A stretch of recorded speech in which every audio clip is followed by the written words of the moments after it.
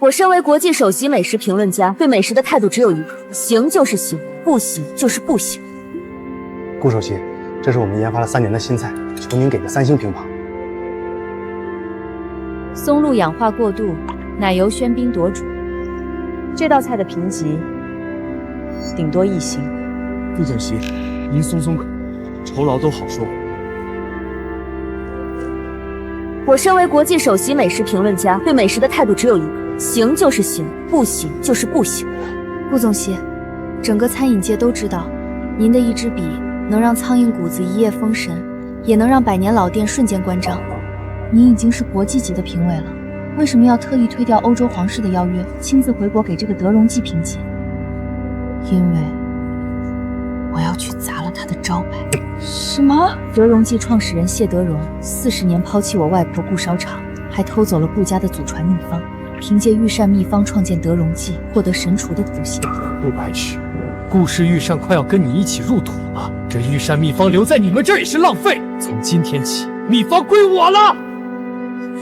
谢德荣，谢德荣自以为偷走秘方万事大吉，殊不知御膳秘方最重要的部分他一直不知道，所以我才能爬上来，成为国际顶尖神厨和美食评论家。顾首席，您是要让德荣记老板谢德荣为当年的欺世冒名付出代价？没错，我要给我的外婆和母亲讨回一个公道。谢德荣，你欠了40年的债，我该向你讨回来。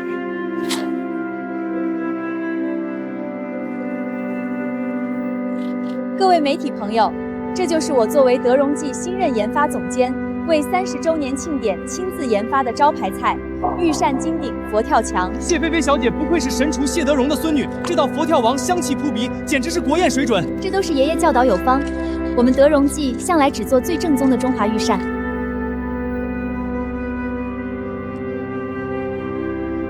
可这根本不是什么御膳佛跳墙，这只是一碗有毒的垃圾。这道菜里有毒！你是谁？凭什么说我们的菜有毒？你知道我爷爷是谁吗？这个小丫头看起来不过20出头，为什么我却有一种好像在哪儿见过的感觉？这位小姐，有没有毒你都没有尝过，这么说话未免有失公道吧？爷爷，您跟他废话干什么？直接让人赶出去！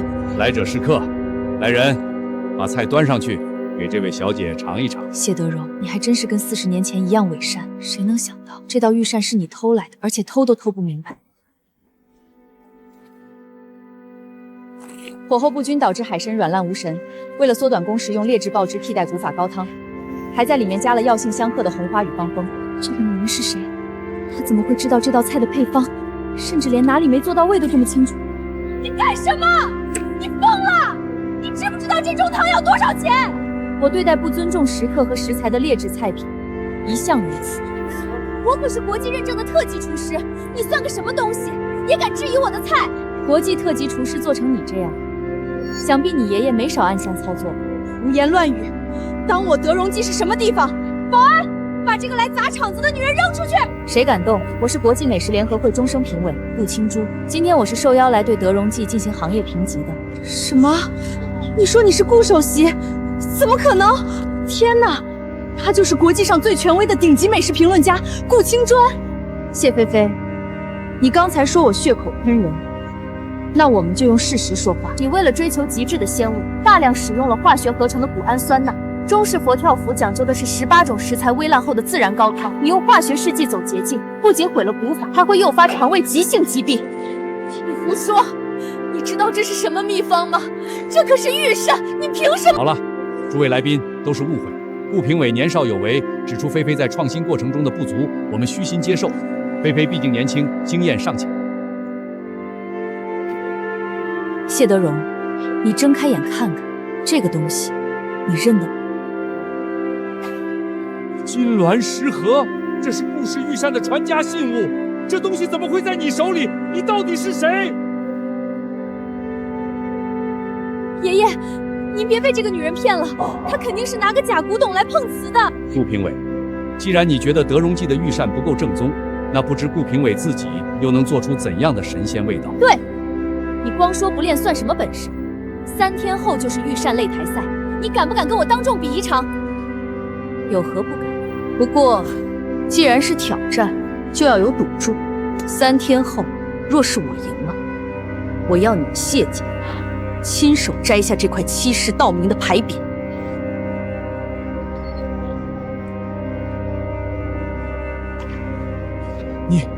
你是顾白景大小姐的孙女，你长得跟当年的大小姐简直一模一样。林叔，是我是顾青尊，我回国就是来替外婆和母亲拿回属于我们顾家的一切。好孩子，你终于回来了。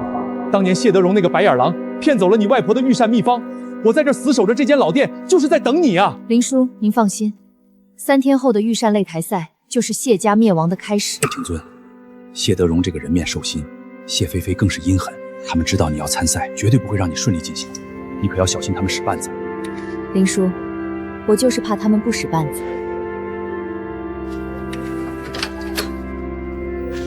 快，菲菲小姐说了，把那个写着秘方的本子和案板上几片燕窝全部调包。谢德荣，你的好孙女还真是和你当年一样的嘴脸，为达目的不择手段，竟然找人调包我的食材。青尊，你既然早就知道谢家要来，也用监控拍下了证据，为什么不当场抓住他？林叔，无所谓，我们顾家的秘方一半在纸上，一半在心里，心术不正者偷了只会反噬。所有看起来完美的秘方，在谢氏手下都会一文不值。谢家的天骄大小姐既然想再一次踩着我们顾家顶天，那我就在最万众瞩目的地方送她和整个德荣记一起万劫不复。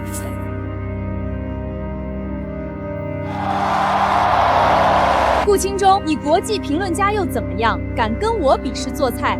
我3岁掌勺，今天我会让你知道谁才是真正的神厨。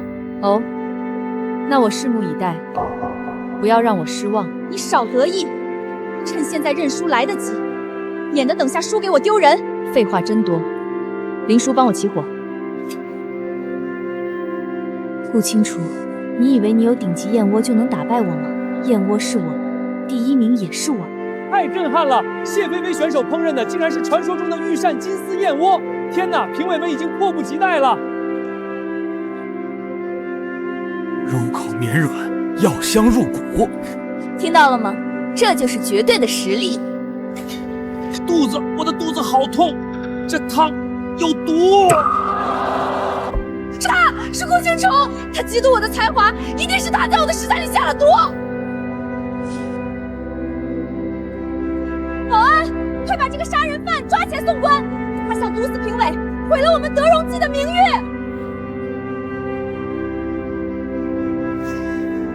谢菲菲，你贼喊捉贼的本事真是一流。大家看清楚，这是刚才谢菲菲做菜用的配方。她为了追求燕窝的粘稠度和所谓的古法药香，大量使用了放风和白及。防风与白及本就药性相克，更愚蠢的是，她用了含有高浓度硫磺的劣质金丝燕窝，三者在高温下产生化学反应，会生成剧毒的硫化氙，导致急性食物中毒。你手里的秘方确实是从我这里偷去的，可惜你偷去的是我故意留下的错漏百出的草稿，你连基础药理都不懂，就敢拿来害人。偷谢菲菲的秘方是偷来的？不是的，我没有，爷爷救我！评委老师，这是我用古法食疗熬制的绿豆甘草解毒汤，喝下去10分钟内可解你们体内的硫磺毒性。神了，真的不痛了！不仅如此，这汤清甜回甘，药香与食材完美融合，这才是真正的御膳国宴水准。本场挑战赛，顾青增胜。他怎么长得这么和顾白芷那么像？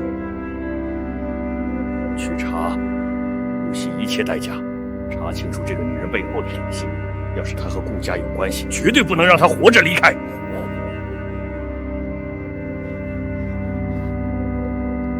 顾氏老菜馆，这家店的产权早就转让了，而且卫生严重不达标，立刻给我砸了！你们胡说！这店是顾家的，产权怎么可能转让？你们这是搞破坏！谁敢砸我家的餐馆？我是市餐饮协会的检察员，我们收到匿名举报，顾氏老菜馆涉嫌无证经营，且产权存疑，必须立刻查封。陆清九，听到了吗？合同在这儿，这家店现在属于我们德荣记，你这个丧家之犬，立刻给我滚！睁大眼睛看清楚，这是100年不动的顾氏老菜馆产权红本，还有联合国食品安全组织颁发的最高卫生绿卡。你们那份假合同是从哪个垃圾堆里捡来的？少跟他废话，合同是真的，给我砸！出了事我负责。林叔，20分钟前我已通知了我们的法务律师和商场物管，这块地是独立商业地产，不属餐饮协会管辖。各位直播间的观众，大家看清楚，德荣记的继承人谢菲菲，光天化日之下，带着假检察员和地痞强占民房，寻衅滋事。不好，他在全网直播，快走！我是顾女士的法务代表，你们涉嫌伪造合同，非法侵入他人住宅，保占人员把他们全部扣下，送往警局。顾庆少，你别得意，我会动用德荣照在本地的所有渠道封杀你所有的食材供应，我让你连1粒米也买不到，等死吧你！林叔，我们进去准备明天的开业食材。青尊，谢菲菲真的说到做到。本地最大那几家有机蔬菜和高端肉类供应商，刚才全都打电话来退了定金，说德荣记放了话，谁敢供货给顾氏老菜馆，就断掉谁的连锁大单。林叔，不必担心，真正的神厨，即使是普通食材，也能化腐朽为神奇。哟，顾大评委，今天开业怎么冷冷清清的？听说你们连一根名贵的燕窝和干鲍都买不到了，没有高档食材，你拿什么做御膳？干脆早点关门，跪下来求我，说不定我还能赏你一碗剩饭。林叔，陪我去一趟旁边的菜市场，买1块2块钱的内酯豆腐和1颗1元钱的黄芽白菜。白菜豆腐，真是一盘垃圾！我倒要看看你用这些烂大街的东西能折腾出什么花样。这是失传的国宴刀法文思豆腐。我的天，这香气太霸道了，看似清淡如水，味道却鲜美到了骨子里。这绝对是失传的古法御膳。老板，这碗文思豆腐我出1000块，不，我出1万块，卖给我1碗吧。该死的，白菜豆腐也能做出这种味道，不行，我必须回去找爷爷，绝不能让这贱人爬到我们头上。谢德林，接下来该轮到你坐立难安了。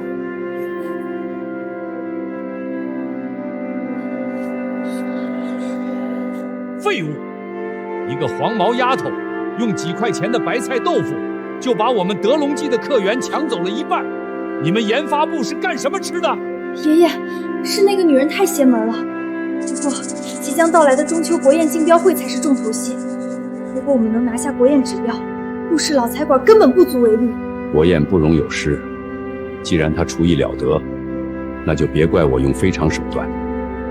去，把林建国给我找来。林建国，听说你儿子在我分公司当副总裁，那你儿子的前途还有这500万支票，都在你一念之间。您要我做什么？中秋竞标会前夕，去把顾青竹的参赛菜谱偷出来，还有在他熬制的高汤里撒下这包药。我明白了。青尊，谢德荣那个老狐狸果然用我儿子的前途要挟我，让我下药并偷你的菜谱。林叔，他这是自掘坟墓。既然他想要我的菜谱，那我们就送他一份特制的。青尊，这配方里的药材和分量虽然能让香气浓郁，但极难掌控火候。谢菲菲那个草包只会熬不出一锅苦水。林叔，谢萍萍做不出来，她自然会动用现代的高科技手段去弥补，而这正是我们要送给谢家的断头礼。林叔，明天你就把这份秘方亲手送给谢德荣。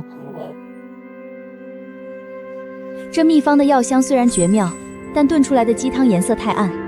快，把我准备的秘密武器加进去。好，不愧是一滴香和柠檬黄的完美配比，这次的国宴资格非我们德荣记莫属。各位评委，这是我们德荣记世代传承的古法御膳，鸡汤呈纯正金黄色，香气绕梁，请各位品尝。这香气浓烈持久，色泽如纯金般璀璨，确实是不世出的珍品。慢着，各位评委，若是喝了这碗汤，你们怕是要砸了国家级评委的招牌。顾青州，你又来捣乱！你自己的菜还没端上来，凭什么质疑我的汤？我质疑的不是你的手艺，而是你的良心。国宴菜品讲究原汁原味，严禁任何化学添加剂。而谢菲菲为了追求极简的色泽与香气，在汤里添加了工业级合成色素柠檬黄，以及高浓度致癌的一滴香香精。顾清阔，饭可以乱吃，话不能乱说。我们德荣记30年声誉，岂容你随意污蔑？就是，你根本拿不出证据。保安，这个疯女人在国宴竞标会上信口雌黄，涉嫌商业诽谤，立刻给我把她拿下，废了她的双手扔出去。谢菲菲，你急着动手是在心虚吗？想要证据？我给你们证据，这台仪器由国际美食协会认证，能瞬间可出1/1000强度的工业添加剂。柠檬黄与一滴香遇到间苯2氟试剂，会在3秒内产生剧烈的还原反应。混账！工业色素超标整整50倍，这根本不是什么国宴御膳，这是慢性的化学毒药。我宣布，当场取消德荣记的国宴竞标资格，永久拉入行业黑名单，即交食品安全局立案侦查。谢菲菲小姐，您之前的研发神厨名号是不是全靠剽窃和化学手段堆出来的？亲嘴，这个贱人！3番2次设局，毁我孙女，坏我德荣记100年基业！你到底跟顾家有什么关系？你到底是谁？谢德荣，你霸占顾秘方逼死发妻的时候，就该想会有今天。我就是来替他们讨债的。谢德仁，40年前，我外婆胰腺炎住院，你趁她病重，伪造股权转让书，诬骂顾氏偷税漏税，偷走了顾家的御膳秘方和全部产业。顾氏御膳突遭变故，创始人顾白芷病重入院。你在医院逼他签字，他不肯，你就拿着伪造的转让书霸占了顾家的一切。外婆死了，你转身开了德荣记。谢德荣，你偷的不是秘方，是我外婆的命。谢董，顾女士说的是真的吗？您当年是否谋害了发妻？谢董，您手中那半卷御膳秘方，真是从病归妻子手中强夺的？胡说，全是胡说！白芷是病死的，秘方是他自愿给我的。你伪造证据，我要告你诽谤！伪造？谢德荣，当年协和医院的原始病历、护士的证词、公证处的钢印编号都在这里，你好好看看。白芷，这面我吃一辈子都吃不腻。那你就慢点吃，别着急。喜欢我就一直给你做。白芷，你终究不肯放过我。顾清尊，你给我等着吧。谢董，我们的店客流跌了90%，合作供货商也全都断供了。马上花钱去公关，把网上那些负面言论压下去。大家看好了，德荣记违规加添加剂，还偷秘方，以后坚决不来吃了。公关没有用，行业协会已经把我们拉入黑名单了。公关没用，那就从顾清爬身上下手。只要他身败名裂，我们的名誉就会回来。继续给我找，我就不信顾清主身上就没有黑料了。赵小发是顾清主在国外时唯一的关门弟子，但3年前被当众除名，被逐出师门的弃徒。顾清主，你最亲近的人，就是最好捅你的那柄刀。小周，马上找到这个人，不管用什么方法，带他来见我。赵师傅，坐。你的恩师顾清楚3年前当众把你除名，让你沦落到小餐馆月薪5000，这笔账你甘心就这么算了？你想让我做什么？3天后新闻发布会，你上台当着全国记者的面亲口揭发顾清楚，他所有的荣誉全是花钱买的，这300万还有德荣记研发部副总监的地位归你。我做。顾清州，这回我要让你的学生踩着你的脸，把你钉死在耻辱柱上。小周，以德荣记名义把这封发布会邀请函亲自送到顾清父手上，告诉他事关他的名誉，来不来随他。谢总，他会来吗？他一定会来。越清高的人，越受不了被人架在火上烤。他不来，就是默认心虚。这个谢菲菲弄这个听证会，摆明了是想陷害你啊！顾氏御膳真伪听证会。他连邀请函都写成传票了，看来他对这个听证会信心满满啊，连赵小凡都找出来了。这个赵小凡是我之前收的徒弟，他为了一场比赛的成绩，公然使用工业香精。当年我可怜他没有将这件事声张，只是将他逐出师门，没想现在竟然联合谢菲菲陷害我。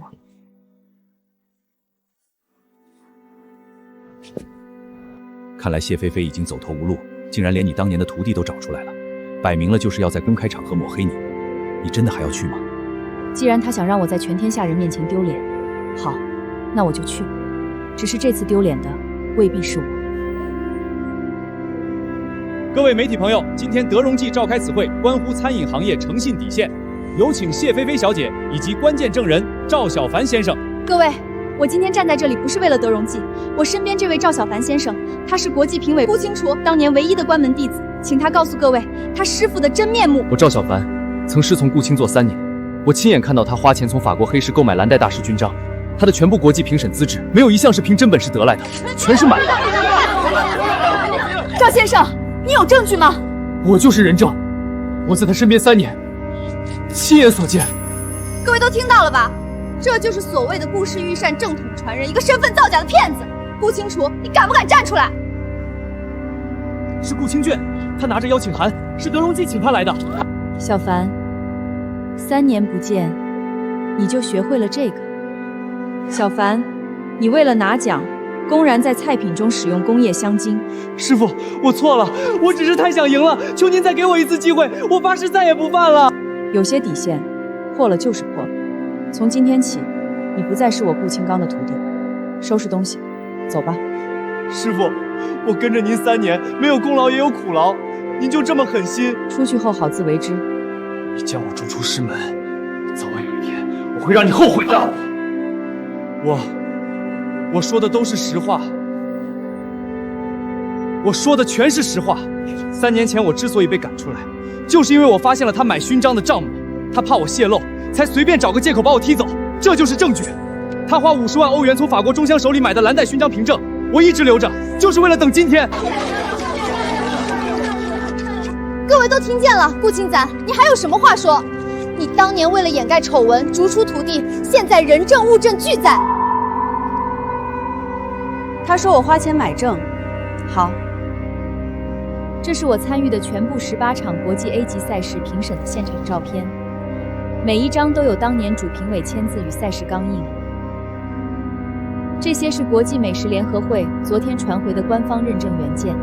各位观众，顾清端当场出示完整国际评审档案原件。顾清端，你闭嘴！这些也可以伪造？小凡，你快说他威胁过你，对不对？对，当年他就是怕我将他造假的事情说出去，才将我逐出师门。赵小凡，那这些你比赛作弊被处罚的文件呢？一个连比赛都选择作弊的人，还敢站在这里指责我？赵晓峰这么做，早该被美食界除名了吧？竟然还敢出来污蔑别人！把文件给我，不要把文件发出去！晚了，我已经向美食协会举报了。这辈子你别想当厨师。是他，是谢菲菲指使我污蔑你的，不是我做的，我是被逼的。赵小凡，你胡说什么？我什么时候逼你了？你疯了吧？是你找我来，让我污蔑顾清存身份造假的。谢菲菲小姐，你为什么要污蔑顾清绰？是因为他对你们德荣记造成威胁了吗？是赵小凡利用我，他拿着证据找我帮忙的。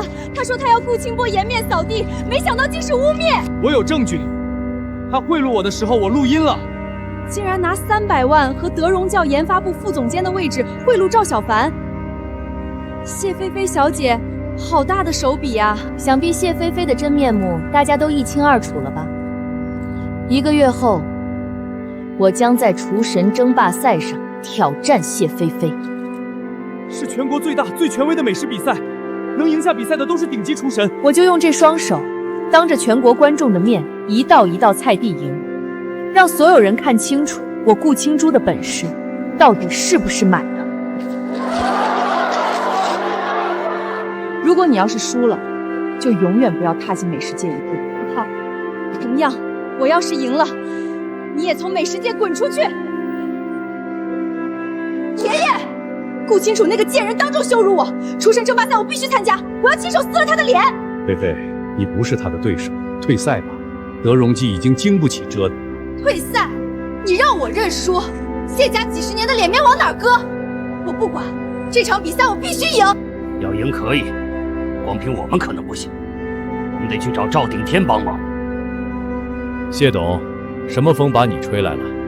德荣记不是一向不屑与我为伍吗？赵总，明人不说暗话，出身争霸赛，我要你帮我操控比赛结果，保证菲菲赢。操控比赛，谢董，你是活腻了还是觉得我活腻了？这种事一旦曝光，鼎盛集团也要完蛋。赵总，只要你帮我们赢下比赛，条件你开。条件好，德荣记51%的股份，加上你们谢家那半卷御膳秘方归我。这场比赛我让谢菲菲赢。你要德荣记的控制权，还有秘方？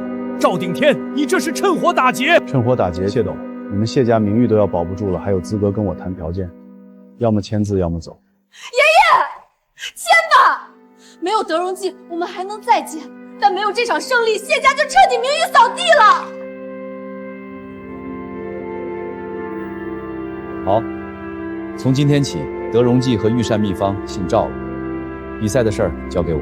顾清楚，等我赢了比赛，我要你跪在我面前，亲自认输。欢迎大家来到1年1度的新厨王挑战赛，比赛即将开始，我们拭目以待。谢老，这5位评委中已经有3位达成了共识，赢下这次比赛绝对没问题。希望你们说到做到。那个丫头太像当年的顾白芷了。今天这一战，德荣基要是输了，股权和声誉就全没了。爷爷，您就别自己吓自己了。赵顶天已经安排人把食材换成劣质食材，顾清博马上就会在全网面前彻底翻车。比赛快开始了，你也上场吧。即使有赵顶天的帮忙，也不能掉以轻心。等着一败涂地吧，顾青珠！我会让你们谢家彻底滚出美食界的。你等着瞧吧。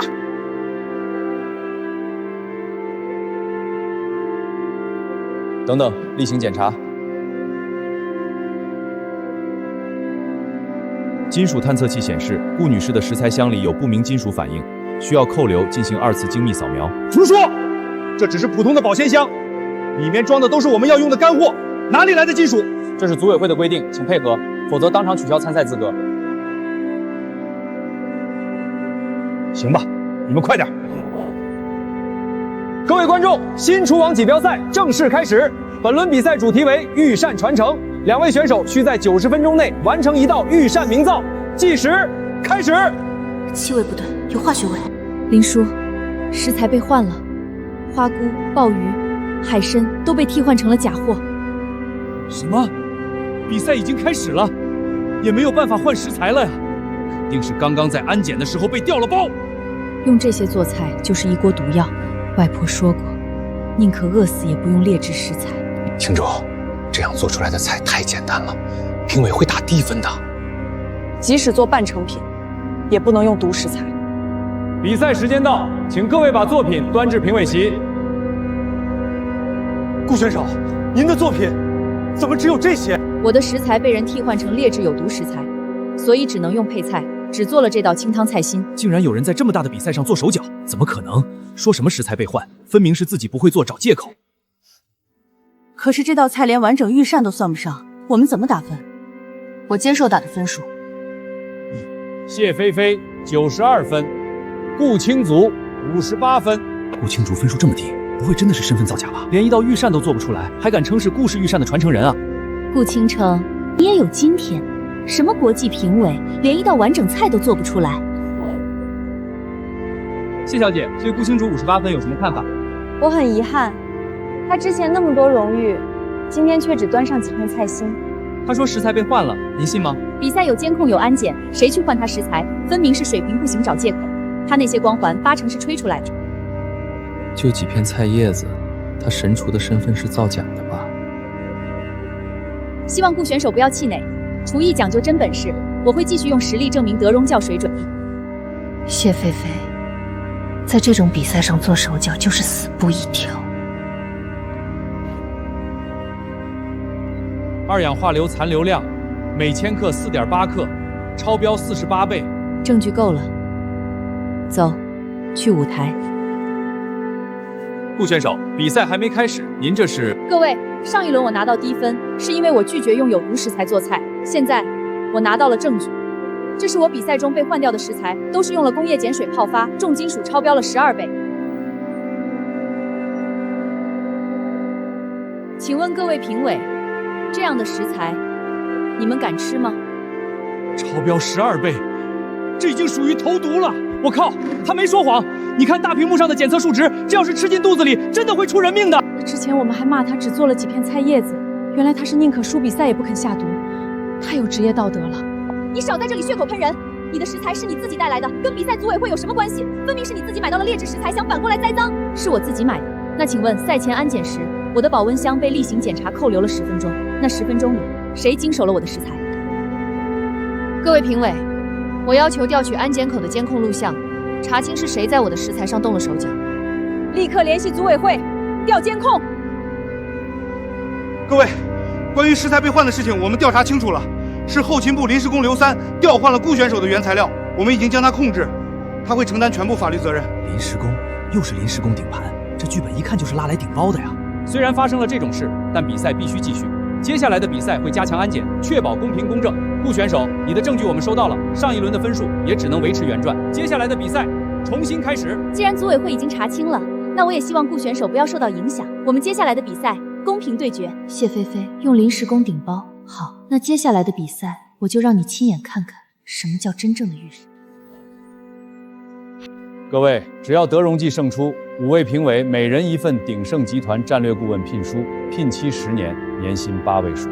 比赛期间，评委不接触选手背后，这是违规。不违规，不需要你们额外操作，正常流程打分就行。德荣记是100年老字号，它的招牌不能倒。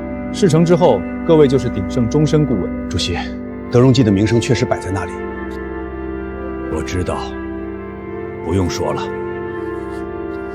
第2轮可以开始了。第2轮比赛即将开始，有请我们选手。顾清朝，上一轮算你运气好，这轮是硬功夫，你可别手抖。我练了14年，不是为了跟你比。秋雨18番，你什么时候练成的？外婆的笔记本画的刀法图，我从10岁开始练。刀花好看有什么用？鱼是拿来吃的，不是拿来看的。把浓缩番茄酱给我。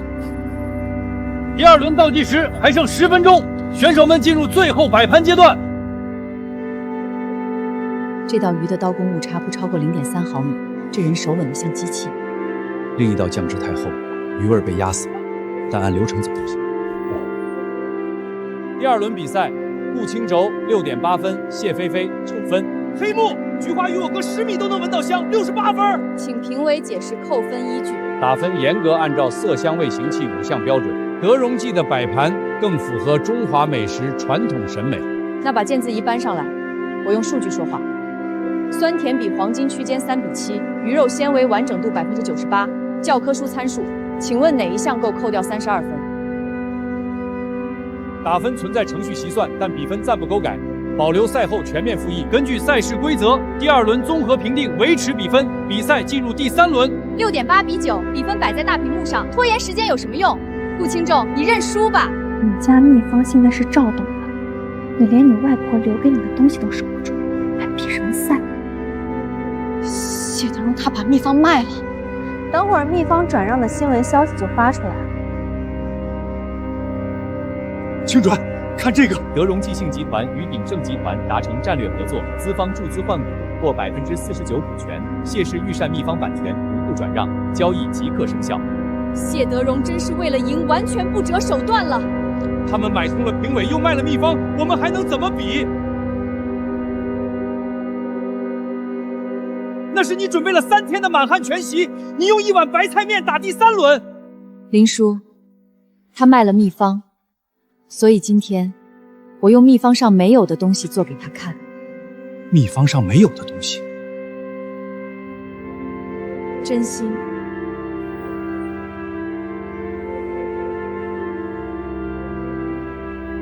白菜面也敢上厨王争霸赛，你是来搞笑的？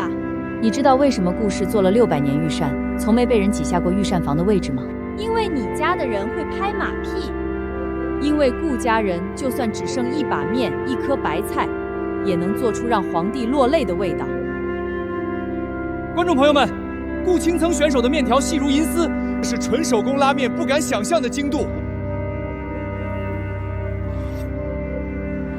外婆说，如果有一天我要让人知道顾家真正的本事，就掉这只蝴蝶。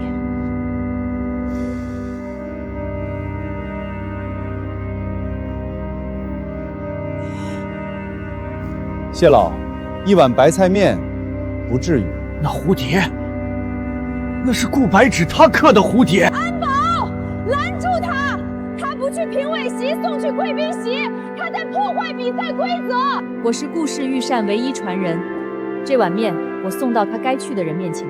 谢德荣，你偷了顾氏秘方40年，今早又把它卖给了鼎盛，但这碗面里没有秘方上的任何一个字。你怎么会雕白菜蝴蝶？那是他的拿手绝活。这是我外婆教我的第1道菜。她还对你说，秘方你拿得走，但这碗面的味道，你永远做不出来。甜的，汤是甜的，他放了冰糖。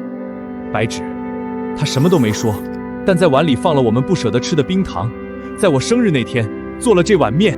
爷爷，你在说什么？他是来砸我们招牌的。你不懂，你根本不懂这碗面是什么。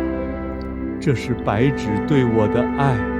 你说的对，秘方我拿走了，但这碗面的味道，我这辈子没做出来过。谢老，股权已经签了，你现在这样，我怎么跟董事会交代？你们想要的不就是顾家秘方吗？这秘方残章给你们，你们也做不出来真正的顾氏御膳。顾清平选手第3道菜，满分10分。这才是真正神厨啊，能把仇人感动哭。看来谢德荣和谢菲菲要被美食界永久除名了。他们这种恶毒的人，简直是罪有应得。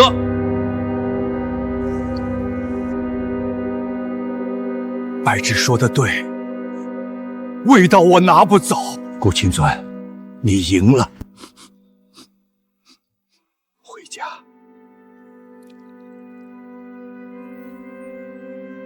第3轮满分10分，顾清长逆转夺冠。不公平！一碗面凭什么拿满分？赛后复议已启动，第1轮食材调包，第2轮评分瑕疵，全部列入调查。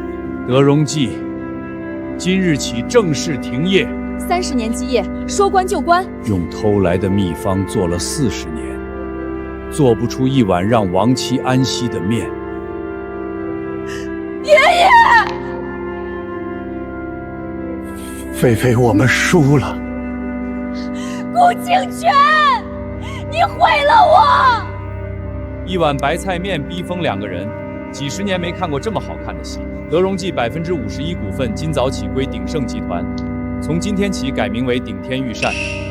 顾小姐，以后是邻居了。秦祖，我们赢了！谢德荣倒了，但那半卷残章还在赵鼎天手里，我一定得拿回来。不管用任何办法，一定要找到秘方的另一半。我们不是得到谢德荣那半卷秘方吗？谢德荣的也是残章，完整秘方当年被分为3份，1份在顾家，1份下落不明。我们一定得拿到完整的秘方。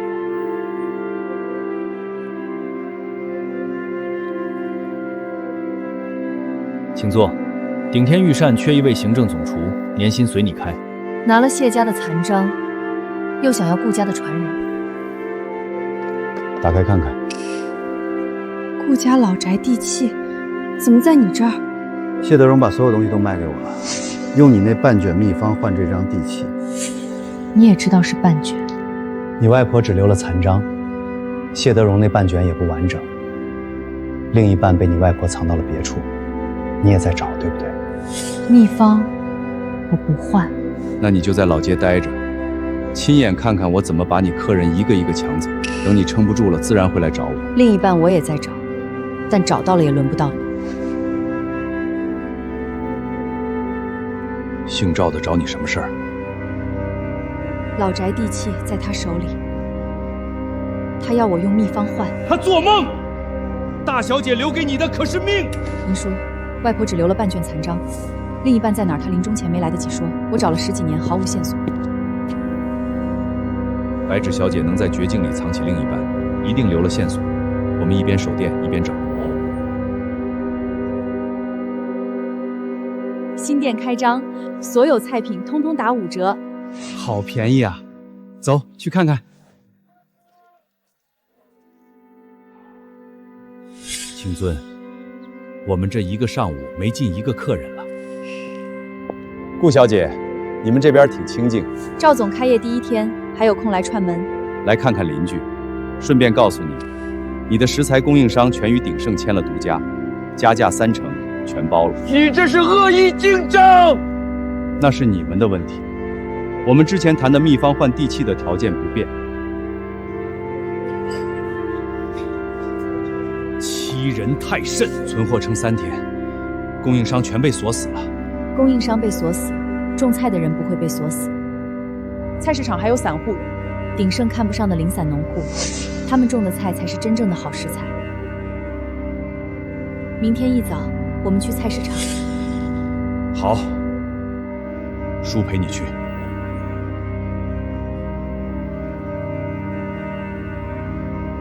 顾老板，对不住，鼎盛签了独家，卖您得赔3倍违约金。不怪你。姑娘，买菜，自己地里种的，样子丑，味道不骗人。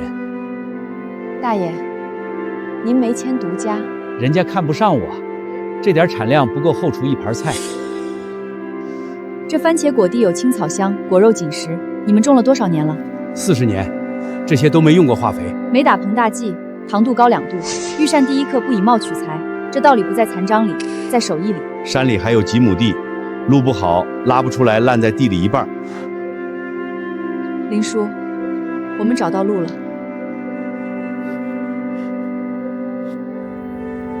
这些菜，客人会买账吗？你尝一片。好甜。光合作用的糖分全锁在果肉里了。8万，叔攒了10几年，雇车拉货要钱。钱收回去。御膳的根不在钱上，在土里，在种地人的手里。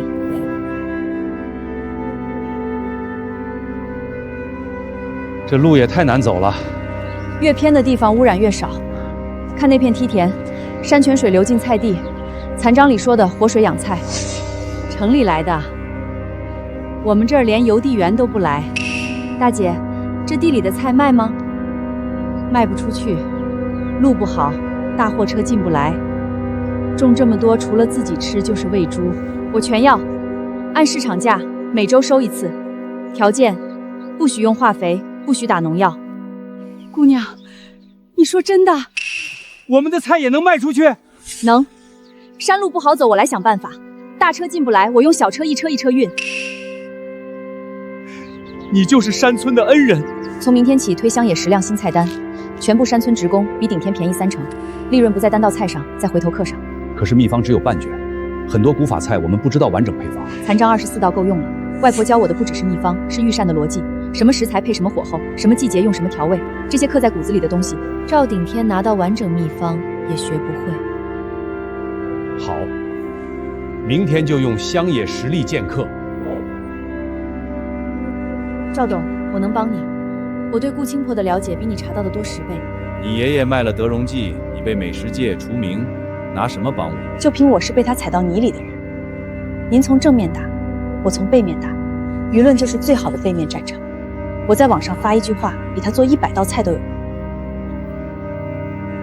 厨神争霸赛你也这么自信？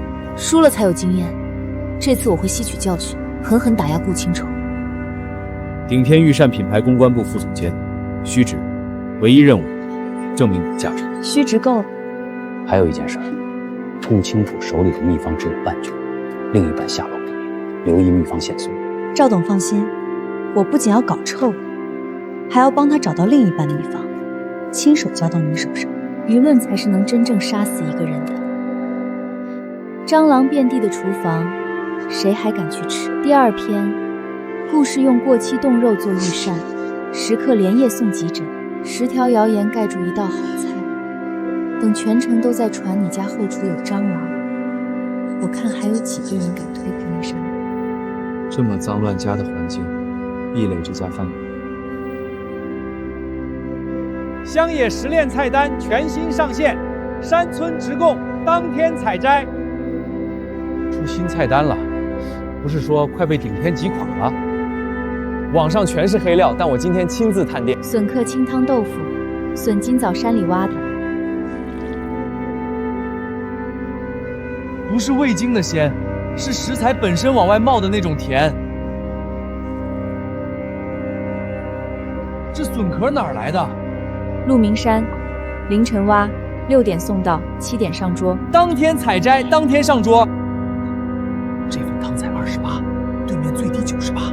乡野时林跟着季节走，山里什么熟了就做什么，最好食材不需要花哨做法，这道理外婆教的。全坐满了，客流量又降了2成，流失客人大部分去了对面。我几百万装修，半价引流，他挤出烂菜叶子拉回去了。他用山村直采，成本低，品质高。食客说我们的菜贵且没有灵魂，秘方另一半的线索也毫无头绪。那就逼他，把他逼到绝路。鼎盛出价比顾氏高1倍，包你们全部删货，现金预付。我们已经答应顾老板了，答应可以改。他一个小菜点能吃多少？我们全包。长期供销协议，期限5年，所在市价上浮1成，签了预付3个月货款。顾老板，价高者得。他用小车把菜拉出大山。你们来之前，我的菜只能烂在地里。你们来了，只看上了菜，没看上我们这些人。我签。赵顶天的人被你气跑了，但他绝不会善罢甘休。他断供应商，我找到山村，结货源我签长期合同，下一步恐怕就是老宅地契了。怎么办？只要秘方另一半还在外面，他就不敢征收老宅。另一半到底在哪儿？外婆临终只说了一句：“答案在老宅。”我住了10几年，翻遍每一块砖，什么都没找到。大小姐不会骗人，我们再找。顾青珠的山村直供把我们的客源抢走3成，打价格战，他成本比我低；打品质战，他食材比我鲜。赵董，我们下一步，商业手段压不垮他。他最硬的底气不是菜，是那半卷秘方，以及他外婆藏起来的另一半。只要我拿到完整秘方，他手里就什么都没有了。派人去查顾白野生前的故交，当年他临终前肯定把东西托付给了别人，一个一个找，一个都别漏。明白，我马上去办。赵董，查到了，顾白齿临终前那几个月，有3个人频繁出入顾家老宅，只知道一个是城西中药铺的陈伯。3个人，陈伯，中药铺，一个老头子。据说顾白齿把自己最重要的遗物分成了3份，分别交给了这3个人，但具体是什么遗物，没人知道。不管是什么，全都拿回来。明天一早去城西中药铺。赵总，那顾青瞻那边，盯紧他，他也在找这3人，谁先找全，谁就拿到完整秘方。这一次，我要他连翻盘的机会都没有。顾青天，你以为你守住菜馆就赢了？那完整秘方，你连站在我对面的资格都没有。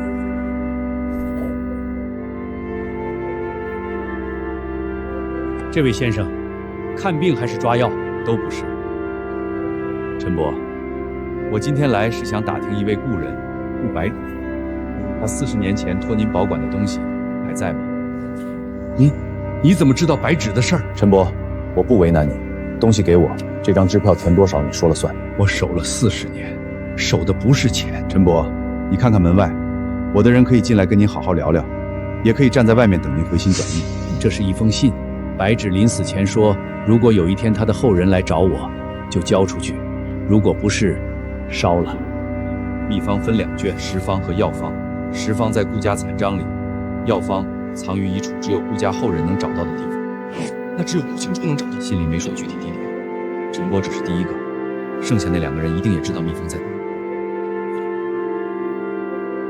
另外2个人在哪？我不知道。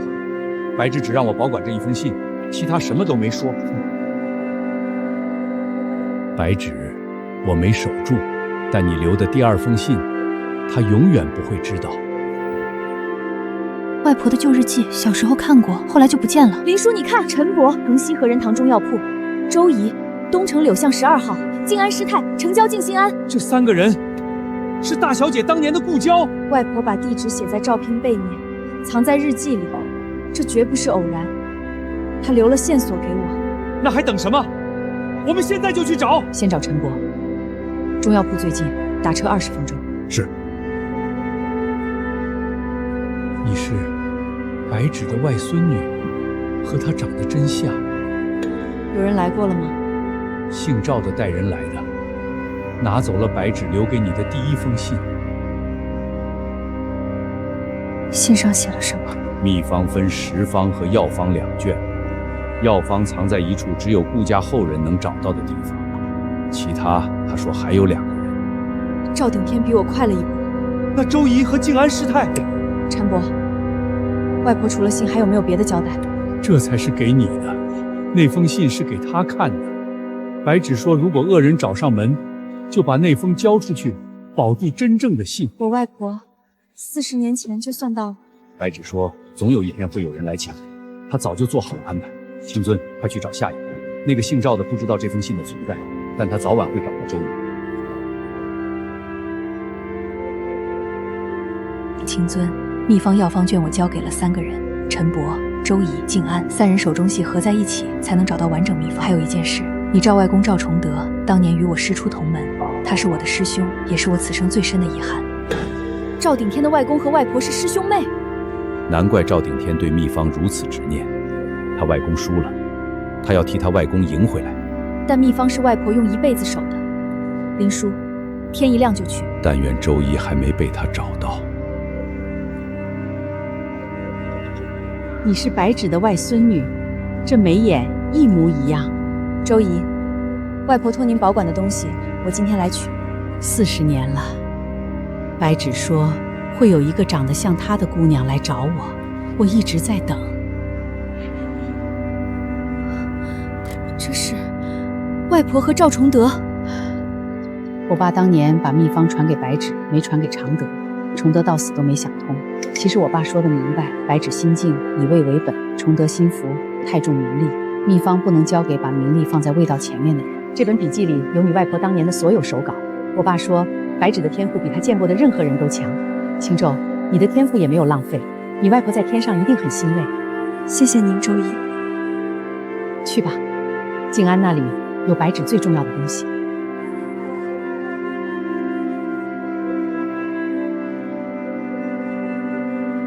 赵董，查到了，顾白芷3个故交，陈伯、周怡、静安师太，每人手里有一样东西，凑齐就是完整秘方的线索。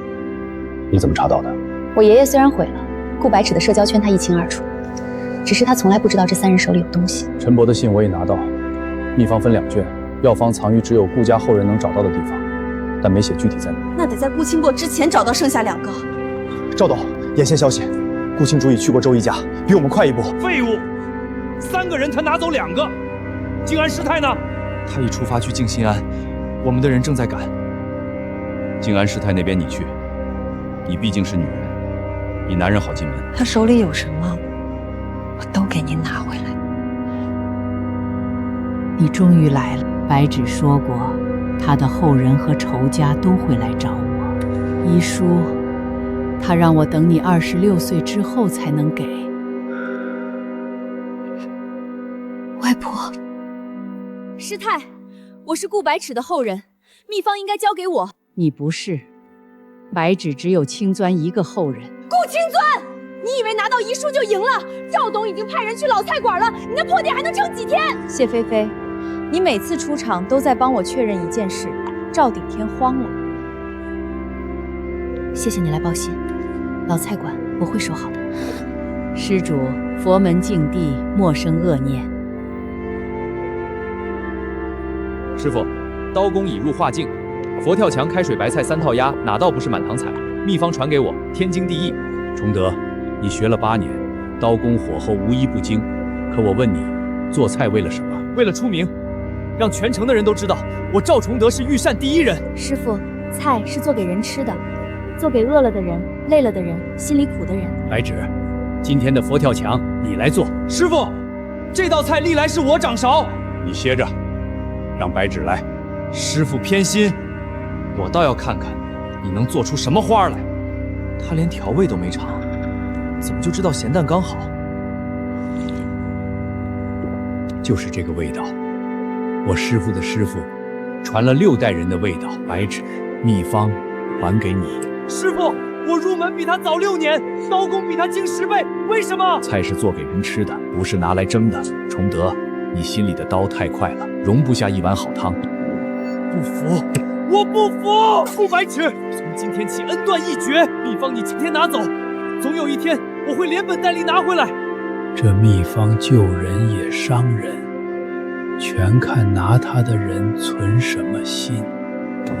师父，我会守好它，用命去守。完整秘方藏于老菜馆灶台下暗门。你赵外公恨了我一辈子，我不怪他。师傅当年说的对，菜是做给人吃的，不是拿来蒸的。心存善念，清水可成药；心存恶念，仙草易成毒。找到药师同源配5卷后，莫忘本心。灶台下暗格，我在老菜馆干了40年，从不知道灶台下面还有机关。外婆说秘方藏在老菜馆，但她生前又告诉赵家，药方藏在只有顾家后人能找到的地方。她故意把线索拆成3份，分散给3个人。所以，就算赵顶天拿到了陈伯的信，也只能知道药方存在，却不知道具体藏在哪儿。外婆用40年布了一盘棋，她等的就是今天。那还等什么？我们撬开灶台！等等，赵顶天的眼线一直在盯我们，现在动手等于把位置暴露给他。那万一他抢先一步？外婆说秘方藏在老菜馆灶体下暗门，但这个老菜馆是现在这间店面，还是当年外婆和外公在老宅做饭的那间厨房？你是说，大小姐当年住的老宅厨房，还算真正的老菜馆？我明天一早先去老宅排查。外婆用词从不含糊，她不会把一句话重复2遍。遗书里的老菜馆和周仪笔记里的老宅厨房，可能是同一个地方。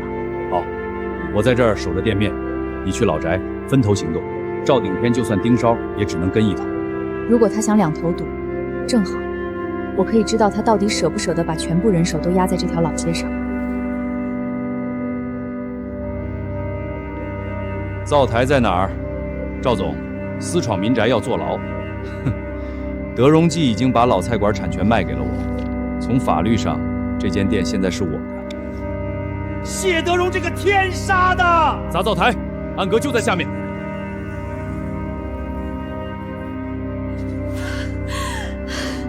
找到了！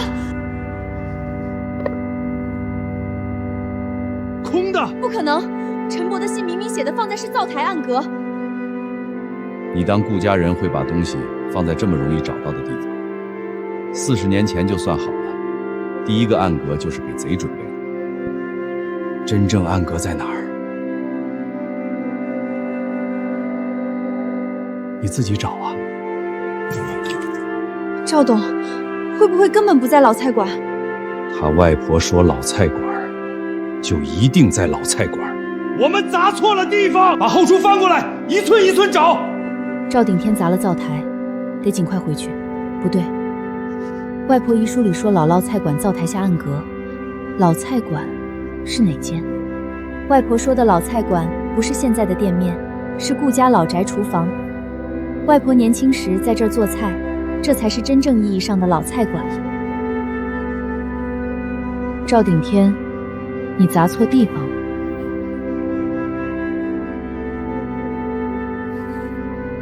后方第3块青砖，就是这里。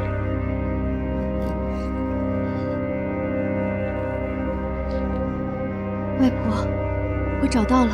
称赞，这卷药方讲究的是药食同源，以食代药，它能让人吃出健康，也能被人拿来谋取暴利。记住，心存善念，清水可成药；心存恶念，仙草易成毒。用它做对的事，莫负此生。外婆，您留了这么多路，就是怕秘方落到赵家手里。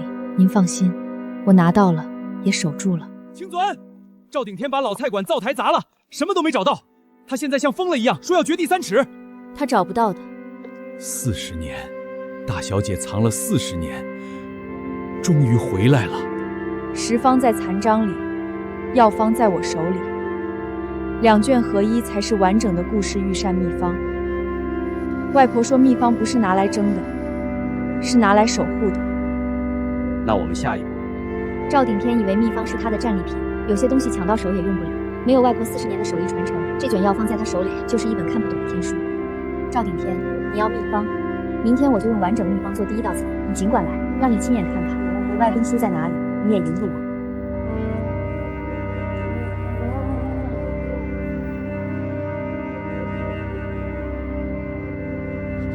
请瞧，鼎盛集团送来的国际美食资本峰会主办方邀请函。资本峰会，他把全国的食品巨头都请来了。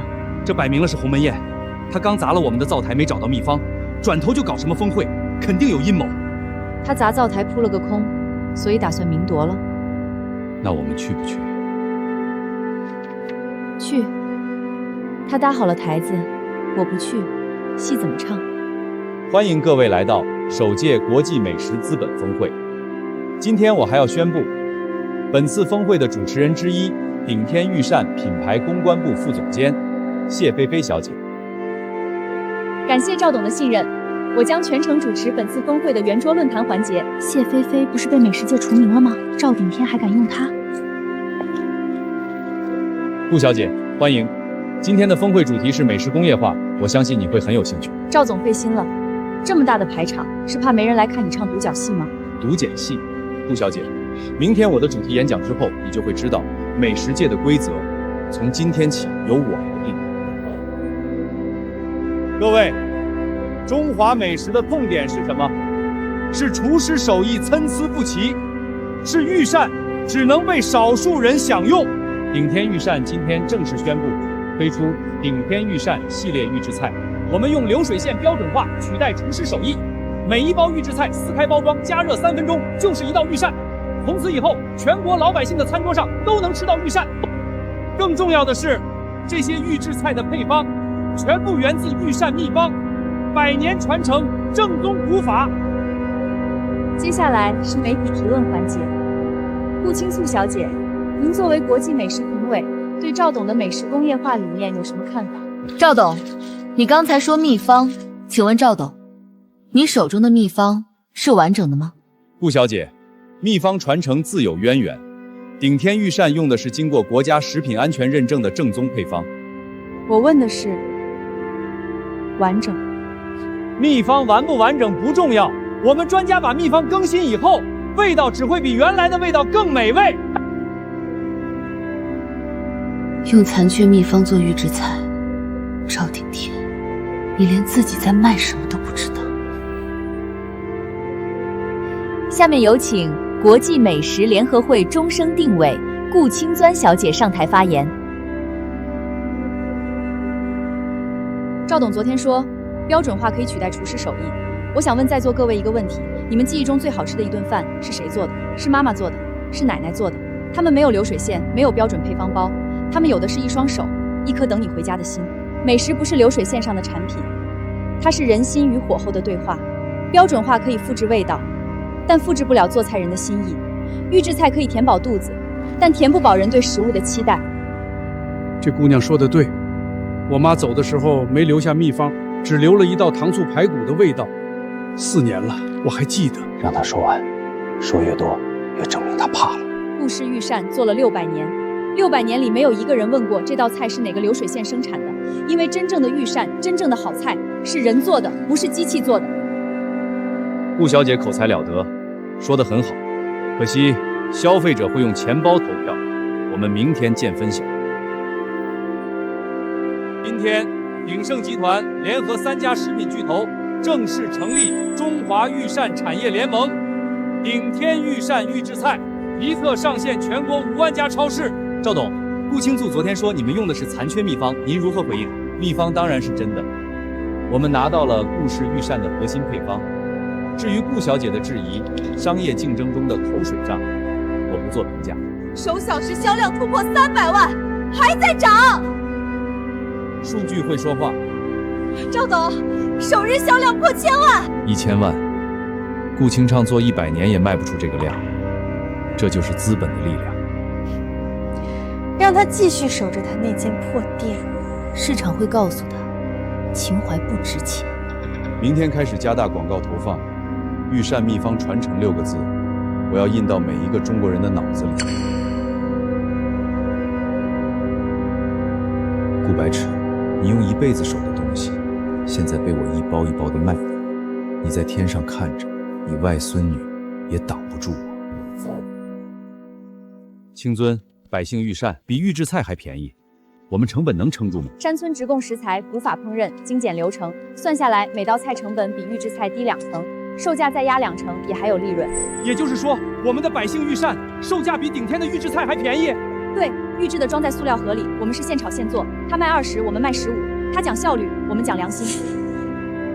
各位师傅都是做御膳的元老，今天不为赚钱，只为让老百姓吃到真正的御膳，免费试吃，管够。顾丫头，我们这些老家伙干了1辈子厨房，最看不惯的就是预制菜打着御膳1号骗人。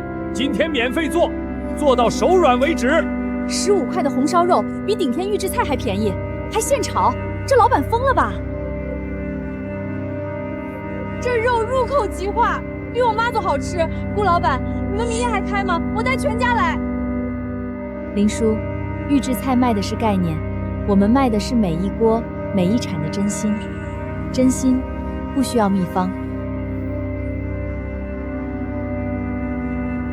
是，我们已经记录了你腹泻的问题，会尽快反馈技术部门。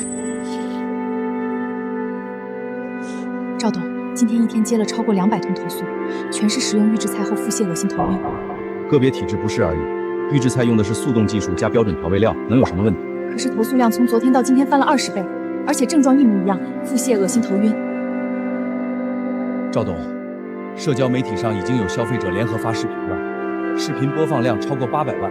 我儿子才4岁，吃了1包顶天御膳的鸡汤预制菜，上吐下泻3天，送到医院，医生说是食物中毒。你们的心是黑的吗？我们一家5口吃完顶天御菜，全部进了急诊，花了8000块医药费。顶天御膳，你们卖的是御膳还是毒药？公关部呢？为什么不压下去？压不住了，已经有30多个消费者联合发布声明，要求顶天御膳公开配料表，彻查问题源头。赵董，明天峰会上肯定有人当场发难。怕什么？谢菲菲配方是你提供的，产品是你主导的，要扛，也是你扛在前面。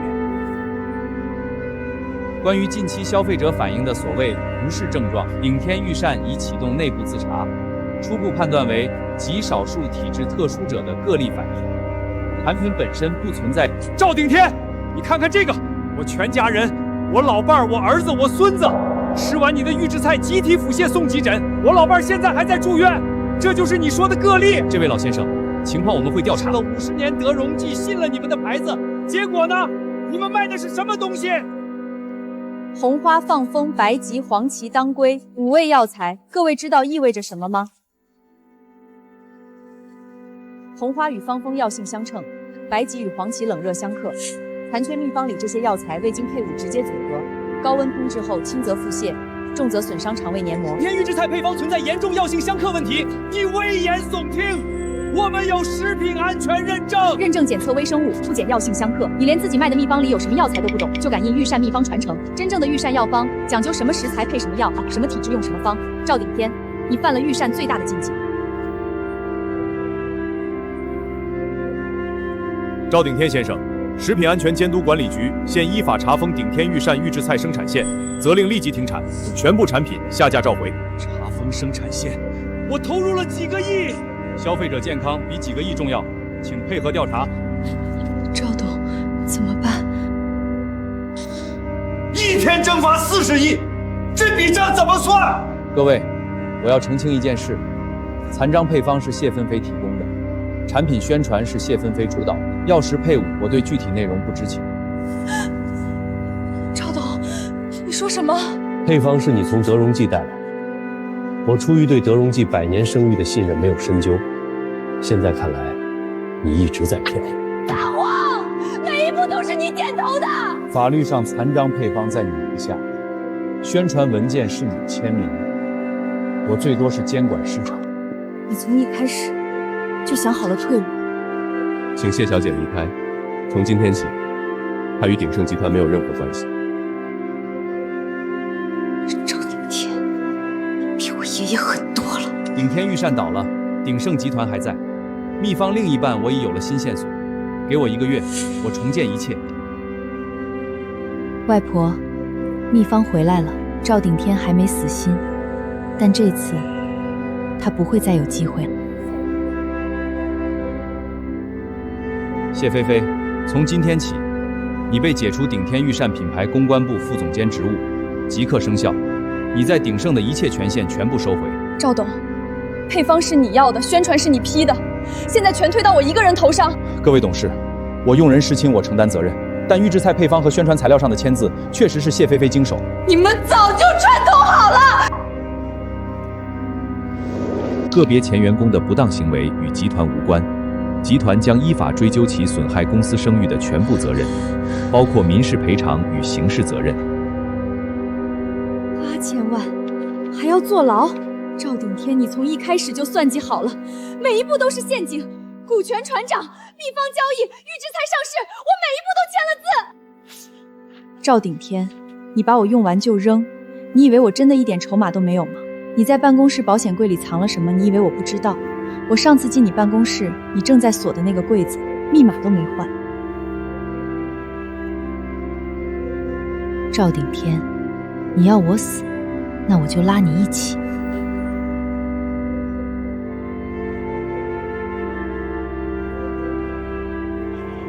密码还是你的生日，赵顶天，你太自信了。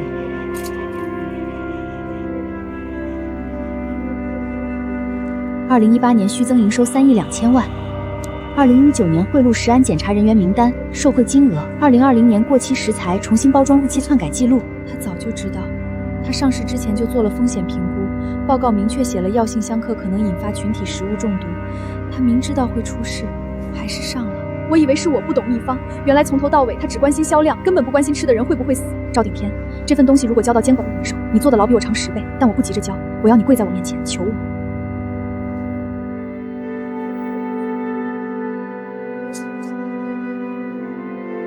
U 盘不见了，谁进过这间办公室？赵董，门禁记录显示，谢佩佩被辞退当晚，她的旧工牌刷开过侧门。谢分心，他偷走了备份档案，里面有多少东西？全部。财务调整记录、食安问题处理、贿赂名单，还有预制菜风险评估报告。翻遍全城，所有车站、机场、高速路口全部安插人手。他要是敢把 U 盘交出去，鼎盛和我都得完蛋。赵董，如果他已经把 U 盘交给了别人，那就把他能接触到的每一个人全部盯死，律师、家人、朋友一个不漏。谁敢接那个 U 盘，就是跟我赵顶天作对。老同学，你这么急找我？陈静，你是做刑事的，我今天来只托你一件事。这个 U 盘替我保管，里面的东西足够把赵顶天送进监狱，但我现在被盯死了，带着他迟早被搜出来。菲菲，你为什么不直接交给警方？来不及，赵顶天在警方和食安局都有人，我前脚交，后脚东西就会被压下来。那怎么办？只有一个办法曾让这些证据被全国人民同时看到。赵顶天和顾清炳之间一定会有一场正面决战。以赵顶天的性格，他绝不会在暗处认输，他一定会把战场搬到聚光灯下。那我什么时候交给顾清卓？等他站在聚光灯下，等所有人的眼睛都盯着他的时候，赵顶天越是想在万众瞩目中赢，就越会被万众瞩目毁掉。你不要提前给，证据会被压下来，我就白坐牢了。你把自己压上了，万一他们等不到那一天呢？那我就认了。我这辈子做了太多错事，至少这一件是我自己选的。菲菲，我等你说的那个时刻。谢菲菲，你涉嫌商业盗窃，请跟我们走一趟。我知道你们是谁派的，带路。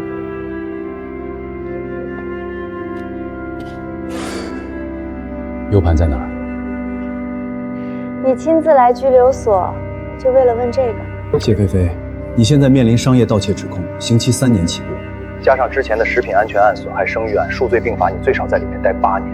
签了这份认罪书，承认预制菜配方问题是你个人行为，与鼎盛集团无关。签了，你放过我？签了，刑期可以商量，不签坐满8年。8年以后你出来，这个世界早就没有谢菲菲了。赵顶天，你怕了？你从来没有亲自来见过我，你今天来是因为 U 盘，你知道只要那份东西还在我手里，你就睡不了一个安稳觉。我没时间跟你废话，签还是不签？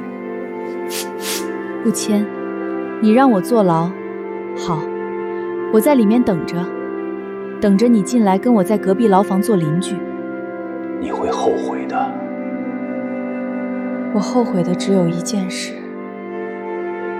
当初信了你。赵顶天的律师团队已经申请加急审理了，他要把你钉死在商业盗窃上。他知道 U 盘在我手里，只要 U 盘不出现，他就睡不了一个安稳觉。菲菲，为什么不让我现在就把 U 盘交给顾青春？现在给他没用。赵顶天的人盯死了所有和我有关系的人。你只要靠近顾青春，他们就会发现 U 盘在你手里。那要等到什么时候？等一个全网都能看到的场合。赵顶天不会放过顾青楚的，他会找一个万众瞩目的舞台来打败他。到那时，所有人都在看，他挡不住。我怎么知道那个场合是对的？你到时候就知道了。全国直播1亿多人在线，他想撤都撤不掉，那就是我们的时机。菲菲，你变了，被丢进地狱里才知道自己是谁。之前活在赵顶天的棋盘上，现在在牢里，我第一次感觉自己是个人。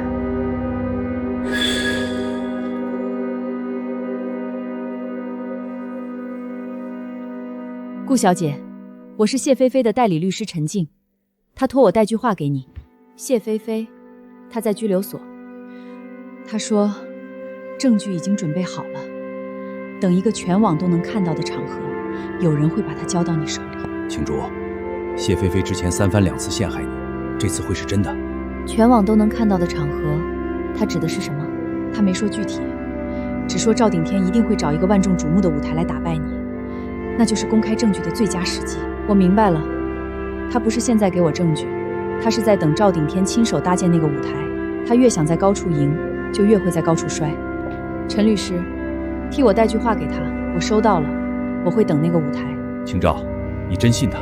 林叔，谢菲菲在拘留所，赵顶天要他扛所有罪名，他不是帮我，他是在救自己。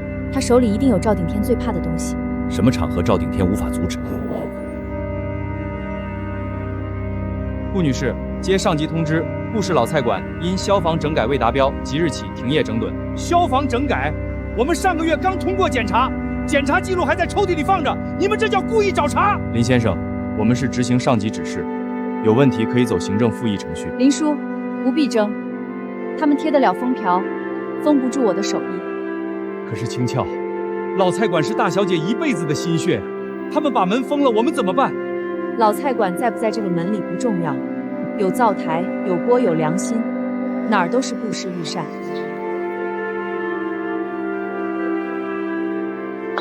各位老街坊，老菜馆的门被封了，但顾氏御膳的灶台还烧着。从今天起，我们搬到街上来，不涨价不减量，顾家600年的手艺，大家现场看着做。快拍快拍！顾清主在大街上开火了，这是要硬刚鼎盛集团啊！资本封店，百姓撑腰，明天就飞过去吃，这才是中华美食该有的脊梁。赵顶天，你封得住店，封不住人心。青椒，视频播放量破2500万了，评论区全是声援，连海外华人都在转发。赵顶天以为封了店我就做不了菜，他忘了，御膳本来就是从街头走进皇宫的。赵董，舆论压不住了，资本垄断打压老字话题全国热搜第1，董事会那边也开始打电话问了。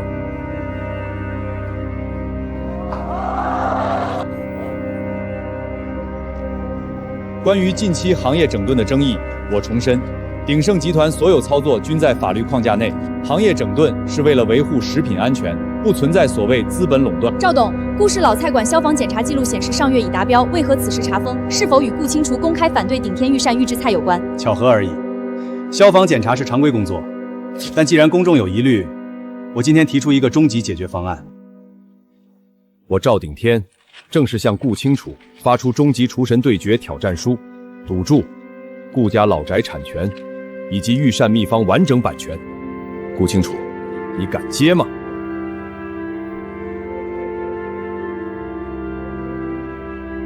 顾清罪，当着全国观众的面，我赵顶天以鼎盛集团全部资产为担保，向你发起级厨神对决。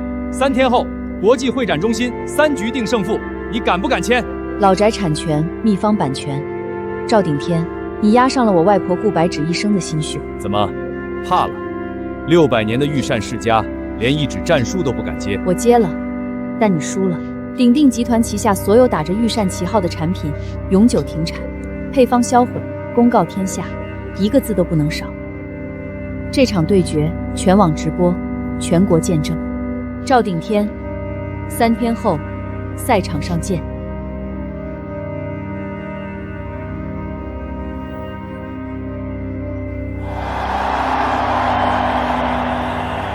第1轮主题：技法之战。2位选手需在90分钟内完成一套完整的宴席菜。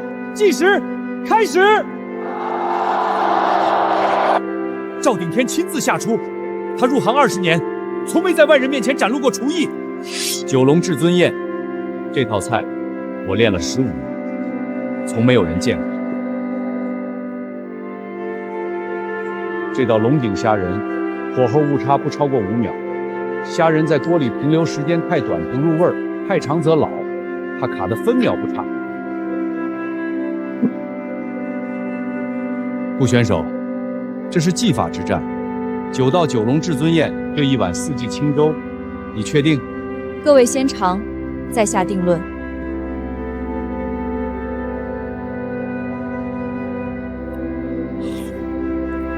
不对，这碗粥的米粒每一颗都经过了手工揉搓，去掉了外面那层硬壳，米心保留完整，所以粥汁浓稠却不糊烂。这道萝卜干的脆度是9蒸9晒的古法，甜味是反复蒸晒后自身转化出来的，没有加1粒糖。这道菜没有名贵食材，但每一口都在说话。第1轮平局。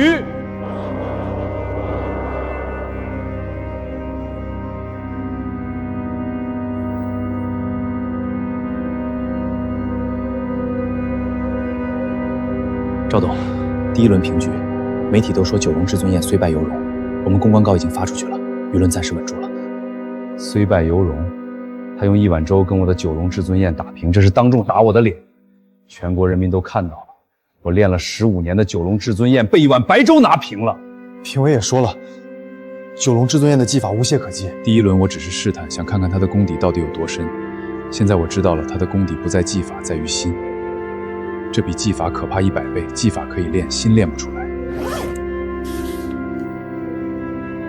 第2轮主题是药膳，让后厨按这份残缺药方里的10全大补汤配方备料，人参、鹿茸、灵芝、虫草、血约，全用最顶级的货，一味不少。赵董，上次顶天御膳预制菜就是药性相克才出的问题，16个人住院，这次还在全国直播的赛场上用残缺秘方。残缺秘方里缺了最关键的一味甘草，药引。10味名贵药材缺了药引，就像10条龙没有脊梁骨。评委喝的时候会觉得10味药味道各自突出，但不会中毒，只是不融合而已。你猜评委能不能喝出缺了甘草？喝不出吧？10味顶级药材味道那么浓，谁会注意到少了一味不起眼的甘草？对，所以评委只会觉得我的汤名贵霸气，用料顶级。他顾清照要是说我的汤有问题，评委凭什么信？他总不能空口说你缺了甘草，谁能当众证明秘方里该有甘草？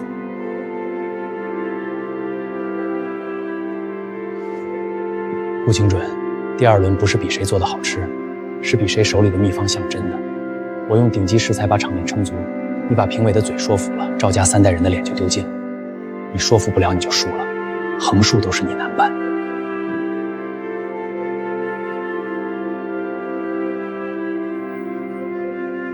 第2轮主题药膳之战，请2位选手呈上作品。10全大补汤，人参、鹿茸、灵芝、虫草、雪莲、黄芪、当归、党参、枸杞、阿胶，10味顶级药材，隔水炖满6个时辰。此方源自我赵家御膳秘方真传，补气养血，强筋壮骨。药香霸道，入口浓烈，10味药在舌尖依次绽放，人参的甘，鹿茸的咸，灵芝的苦，顶级食材名副其实。 6个时辰隔水炖，汤色还能这么通透，火候到家。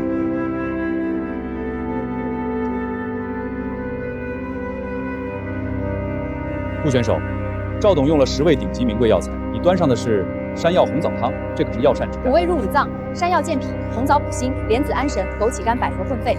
这碗叫5行调和汤，各位先尝，再下定论。喝完胃里暖洋洋的，像一团温和的火散到四肢。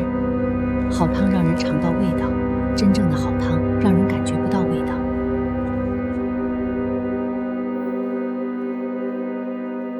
经过评委组合议，第2轮5行调和汤获胜。我不服！10味顶级药材炖6个时辰，输给1碗山药红枣汤，请当众说清楚。赵董的汤10味药材单独拿出来都是极品，但10味药在汤里各唱各的调。顾选手的汤5味平凡食材融为一体，入口只有一个字：和。你的十全大补汤里缺了1味药。甘草，药引，药食同源配伍卷开篇第1句，药无以不行，善无合不利。10味药没有甘草调和，药性各自为整。你说缺就缺，谁能当众证明你的秘方是真的，我的是残缺的？我能证明，不但能证明，还能当着全国观众的面现做现验。你敢吗？验证很简单。我按完整药食同源配伍卷做1碗，但我的方子里有11味，多出来的是甘草。哪碗药性融合，哪碗各自做纸，一尝便知。如果3位一致认为赵顶天的汤更好，我当场认输，秘方和老宅归他；如果认为我的汤更好，赵顶天，你当众承认你赵家手里的是残缺秘方。赵选手，当众验证，你接受吗？我拒绝。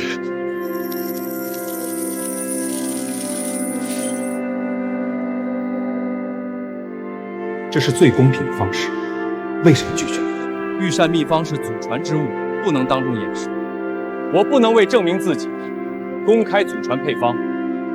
你不愿意当众做，我不勉强，但我请3位评委再尝一口赵顶天的汤，回答一个问题：10味药材的味道是融在一起的，还是各管各的？各管各的。人参的甘是甘，鹿茸的咸是咸，没有融合。刚才我以为是层次分明，现在才明白是玉不相融。御膳药膳的核心不在明对，在和。赵顶天，你手里的秘方不是假的，是残缺。药无引不行，善无合不利。甘草者，百药之首，万方之引。凡药帅之方，必以甘草收尾，调诸药和百味。这一段赵家的残缺秘方上没有。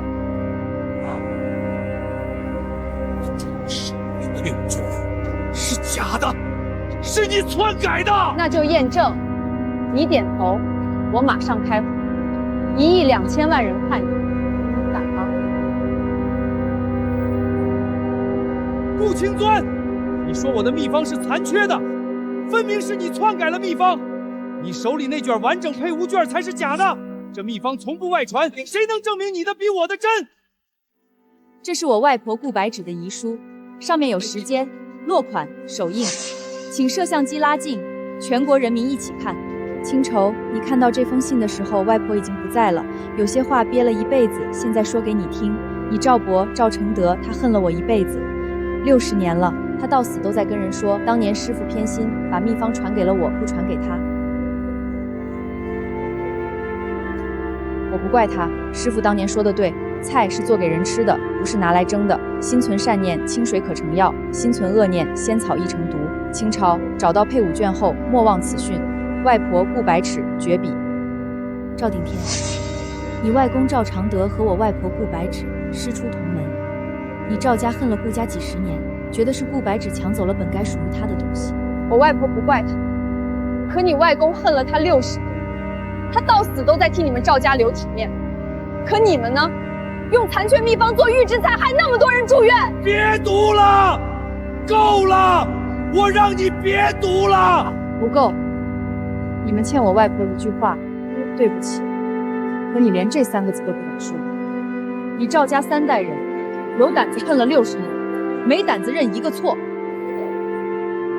第3轮决胜轮即将开始，本轮主题初心之味，2位选手请准备。顾青天，第3轮，我不会再留手了。你每一轮都没留手，第一轮炫技，第二轮污蔑，第三轮你想干什么？我大概猜得到。顾小姐，谢菲菲托我交给你的。拦住他！那是我公司内部文件，他无权拿走。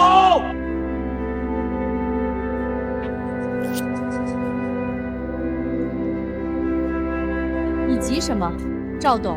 这里面的东西，你怕我看？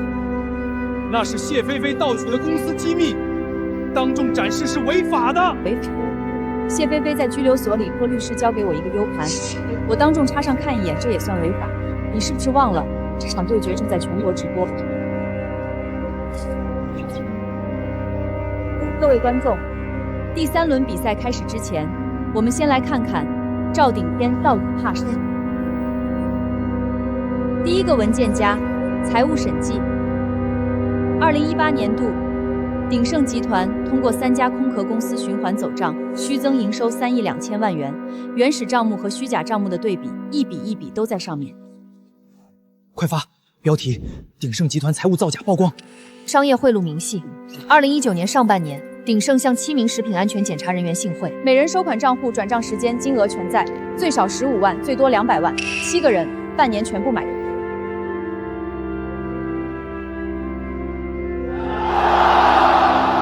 难怪鼎盛每次都能过关，检查的人早被买通了。我们评委会还给鼎盛颁过食品安全示范企业。食安问题处理记录：2020年3月，120吨过期冻品重新贴标出售；7月，君洛超茂的蚝油生抽被稀释后灌装，案值800万元。处理意见：稀释后分批出货，避免引起中仙注意。赵顶天亲笔签名。我家去年买的就是鼎盛的蚝油，我儿子拉肚子3天。预制菜风险评估报告，生长日期：顶天御膳上市前7天。报告明确写了，配方存在药性相克风险，可能导致群体性食物中毒，建议推迟上市，调整配方。赵顶天，明知配方有毒还签字上市，那么多人在医院，你看到了吗？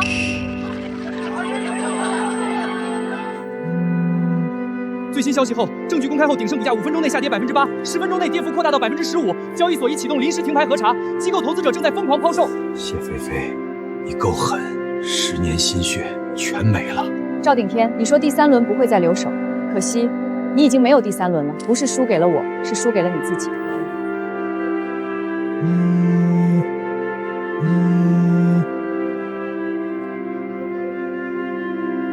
赵顶天先生，你涉嫌财务欺诈、商业贿赂、危害食品安全等多项罪名，这是逮捕令，请你配合调查。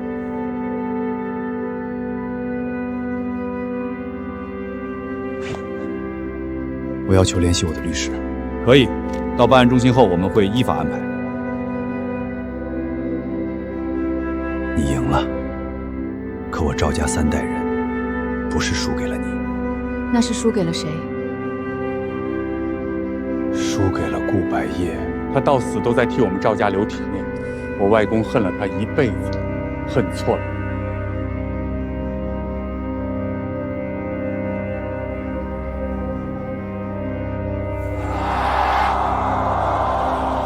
青砖40年，40年了。林叔，外婆的秘方终于不用再藏了。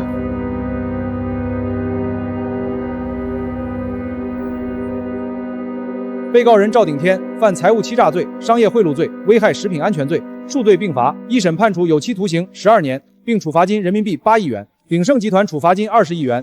德荣记品牌正式注销。青尊，牌子摘了，谢家的牌子、赵家的牌子都摘了，我们顾家的牌子该挂回去了。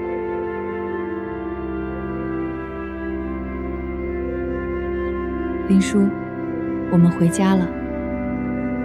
大小姐当年每天推开她去菜市场买菜，我就是在门口被她招进后厨的。那年我才17岁，她在灶台前教我切菜，说小林啊，切菜要用心，刀从心走，心到刀到。外婆，老宅拿回来了，秘方也完整了。您等了40年，今天终于能给您一个交代了。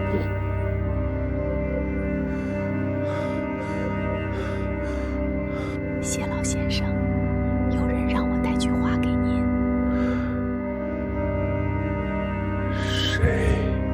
顾清楚说，那碗面他外婆当年也是这样做的，冰糖放3颗，白菜雕成蝴蝶。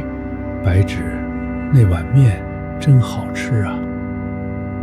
谢德荣，你偷了顾家40年，骗了一辈子，但到了最后，你记得的不是秘方，不是钱，是一碗面。外婆当年如果知道你惦记了一辈子的东西不是秘方，是她做的那碗面，她大概会叹一口气，再给你下一碗。外婆说菜是做给人吃的，不是拿来蒸的。你蒸了40年，现在不用蒸了，面在这儿，趁热吃。欢迎光临顾氏御膳，里面请。今天开业第1天，清尊亲自掌勺。感谢各位。今天我要宣布2件事：第一，顾氏御膳总店正式复业；第二，我决定将完整的顾氏御膳秘方公之于众。公开？您是说所有配方全部公开？全部，包括食方和药方。同时，我以我外婆顾白芷的名义设立顾白芷御膳传承基金，免费培养所有有志于古法烹饪的年轻人。为什么？这可是顾家守护了600年的秘方。因为我外婆守秘方守的不是独门生意，是味道的根，根要扎在更多人心里，才不会断。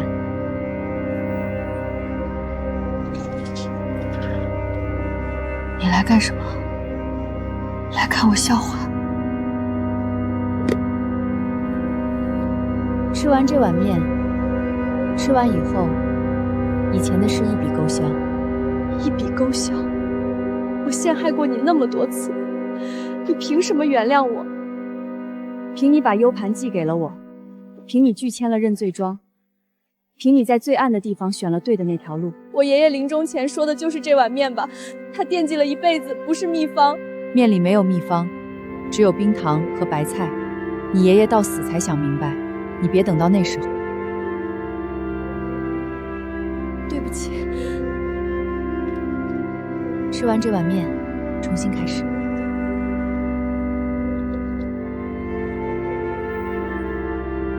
今天是顾氏御膳学院的第1堂课，我教你们的第1道菜，不是秘方上的任何一道，是顾氏御膳的第1道菜，也是最后一道菜——白菜面。材料就这2样：冰糖3颗，白菜心雕成蝴蝶，面要9次对折拉成银丝，汤要清到能倒映出人脸。师傅，御膳不应该是佛跳墙、开水白菜那些名菜吗？那些菜是给皇帝吃的，这道菜是给人吃的。等你明白了这句话，才算真正入了顾氏御膳的门。